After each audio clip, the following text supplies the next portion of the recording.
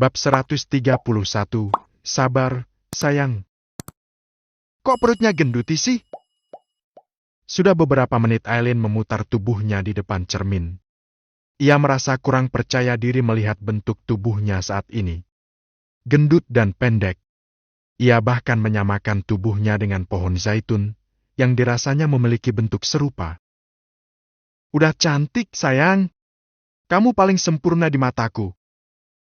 Ucap Alfian yang sudah menunggu sangat lama.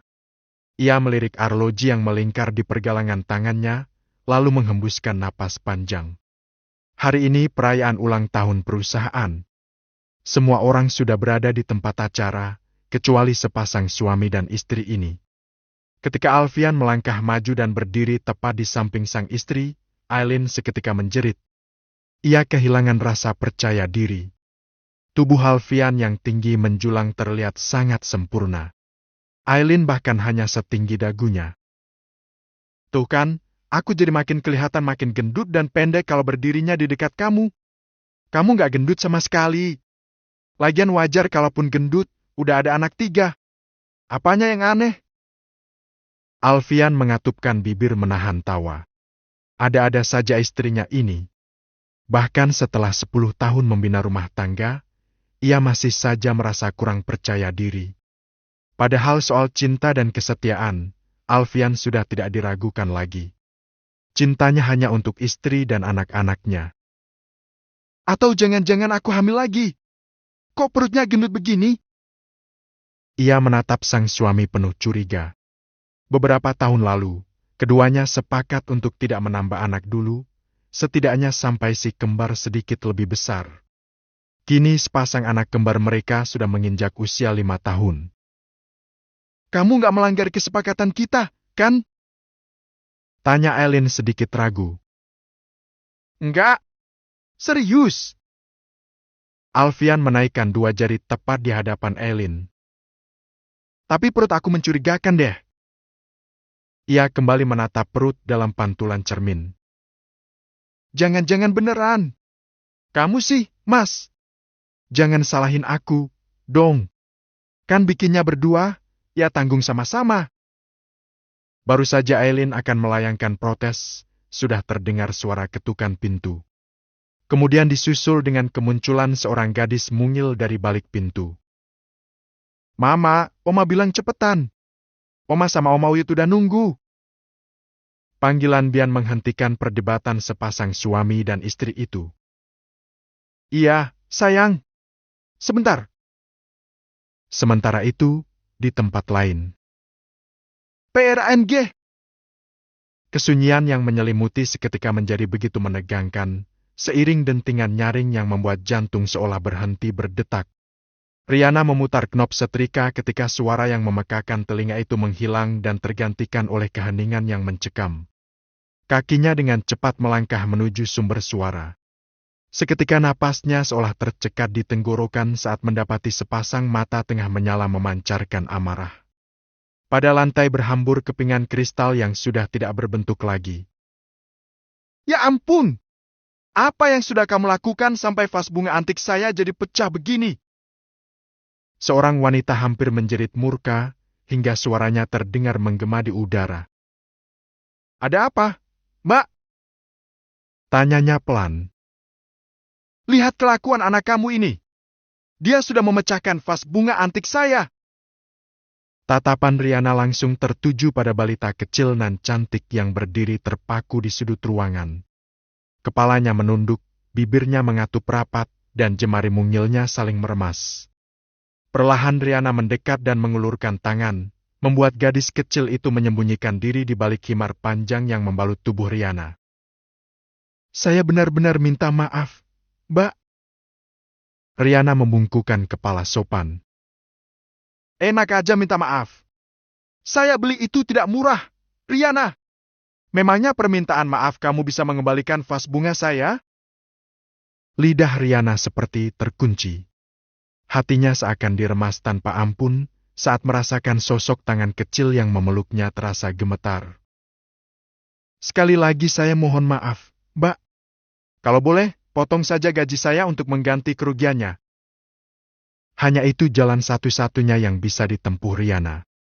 Terutama untuk menyelamatkan putri kecilnya dari kemarahan sang bos. Makanya kalau kerja nggak usah bawa anak kamu segala. Pekik wanita itu. Mulai besok saya tidak mau melihat anak kamu ini ada di rumah saya. Sebisa mungkin Riana menahan diri. Tidak ingin membantah sang bos yang mungkin dapat membuat emosinya kembali meluap-luap. Ia sudah terbiasa mendapat perlakuan seperti ini. Mbak Anggi, sang pemilik rumah tempatnya bekerja sebagai tukang bersih-bersih itu memang sedikit pemarah dan galak.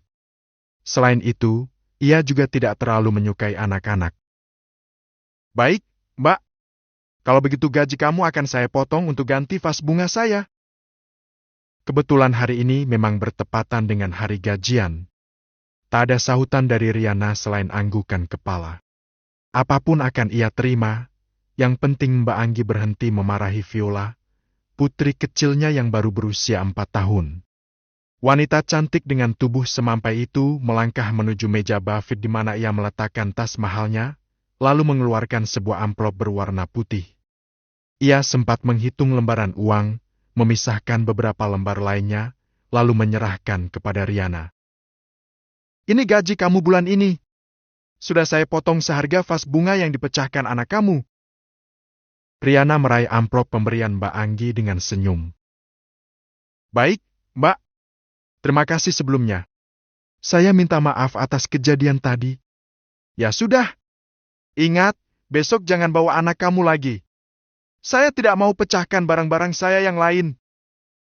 Setelah mengucapkan kalimat panjang nan sarkas itu, ia melenggang menuju tangga.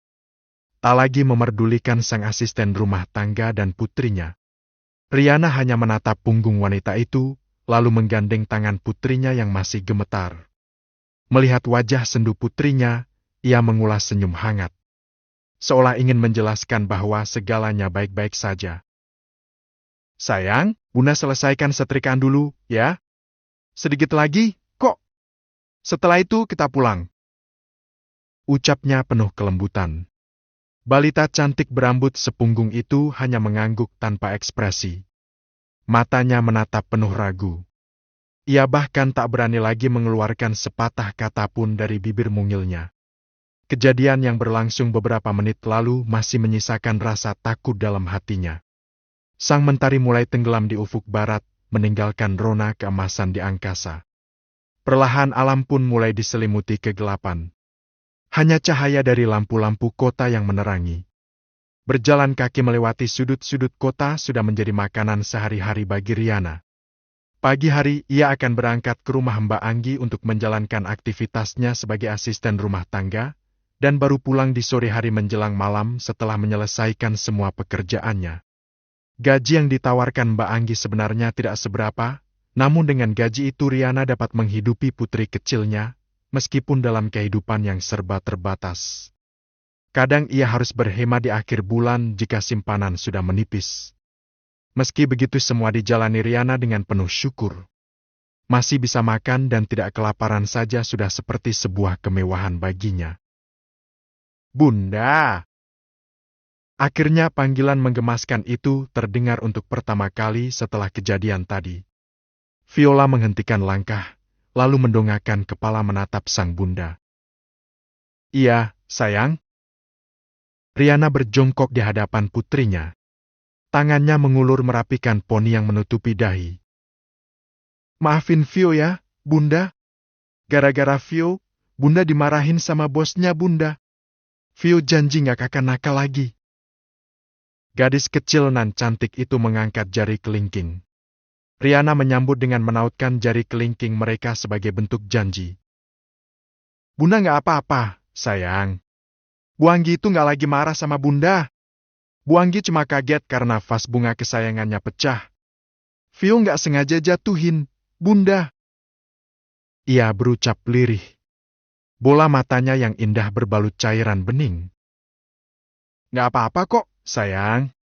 Bunda tahu Vio anak baik. Ia membelai puncak kepala putrinya dengan penuh kasih. Vio gak salah, kok. Kan Vio gak sengaja. Vio takut, bunda. Kembali tersenyum, Riana menciumi punggung tangan putrinya, lantas membenamkan tubuh mungil itu ke peluknya. Phil, mau bunda beliin ayam crispy nggak? Tawarnya beberapa saat kemudian sambil melepas pelukan.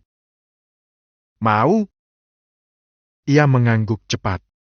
Raut kesedihan yang tadi memancar jelas pada wajahnya menghilang seketika. Ya udah, ayo, sayang. Riana bangkit dan kembali menggandeng tangan putrinya. Baru akan melangkah, namun Vio menahan tangannya. Kenapa, sayang? Viola itu tampak ragu, sebab meminta sesuatu kepada bundanya adalah sesuatu yang jarang ia lakukan. Bunda punya uangnya nggak? Pikiran polosnya mendominasi. Seingatnya, kemarin sang bunda sama sekali tidak memiliki uang sepeser pun. Bahkan untuk makan, Riana mengandalkan makanan sisa dari rumah Mbak Anggi yang akan dibuang. Maafin bunda, nak. Hanya kehidupan seperti ini yang bisa bunda berikan untuk kamu. Tapi bunda janji akan berusaha memberikan yang terbaik untuk kamu. Supaya kesalahan bunda di masa lalu tidak menjadi beban untuk kamu di masa depan. Ucapnya dalam hati. Terkadang Riana merasa gagal menjadi seorang ibu jika melihat anak-anak lain tumbuh dalam keluarga lengkap dan serba berkecukupan. Sedangkan ia harus membawa Viola dalam kehidupan yang serba kekurangan dan terbilang menyedihkan. Ada? Kan tadi bunda habis dikasih sama Bu Anggi. Ucapan sang bunda pun melukis senyum cerah di wajah gadis kecil itu. Keduanya melangkah di sepanjang trotoar. Hingga tiba di sebuah stand makanan, Riana mendudukkan putrinya di kursi. Ayam kripsi adalah menu favorit Viola, persis seperti kesukaan Riana di masa kecil. Sebelum makan berdoa dulu, ya? Ucap Riana sesaat setelah meletakkan satu kotak makanan di hadapan putrinya. Viola mengangguk pelan, namun sedetik kemudian matanya berkeliling ke sekitar. Makanan buat bunda mana? Bunda masih kenyang, sayang. Vio makan aja, ya? Mau bunda suapi? Mau, bunda. Dengan penuh kelembutan, Riana mulai menyuapi putri kecilnya itu. Baru suapan pertama sudah membuat hatinya seperti ditusuk ribuan belati tajam.